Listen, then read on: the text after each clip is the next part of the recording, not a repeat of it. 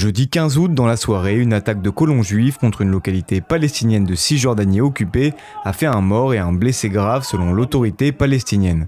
Selon un porte-parole de l'armée israélienne, vers 20h, des dizaines de civils israéliens, dont certains masqués, sont entrés dans le village de Djit et ont incendié des véhicules et des infrastructures dans la zone et lancé des pierres et des cocktails Molotov. Toujours selon le porte-parole de l'armée, des soldats et policiers envoyés sur place ont évacué les civils israéliens de la ville et l'un d'eux a été arrêté puis placé en détention. Plusieurs habitants de Djit, présents au moment de l'attaque, parlent eux d'une centaine de colons armés de couteaux et d'armes à feu.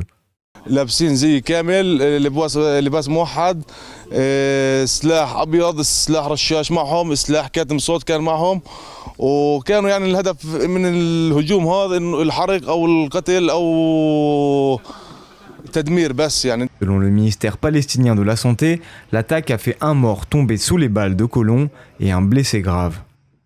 Cette attaque a été condamnée par de nombreux responsables politiques internationaux. Le président israélien Isaac Herzog a condamné fermement ces violences, tandis que le premier ministre Benjamin Netanyahou a parlé, lui, d'émeutiers. Principal allié d'Israël, la Maison-Blanche a qualifié d'inacceptables ces violences, appelant à cesser les attaques contre les civils palestiniens en Cisjordanie. Un terme repris par Stéphane Séjourné, ministre français des Affaires étrangères. Tout acte qui viendrait à déstabiliser un processus de négociation, de discussion et de conclusion d'un accord, notamment sur le cessez-le-feu, est inacceptable et encore plus inacceptable dans cette période que nous vivons. Vous savez, l'Union européenne a pris des sanctions contre les colons violents en Cisjordanie. La France l'a également fait.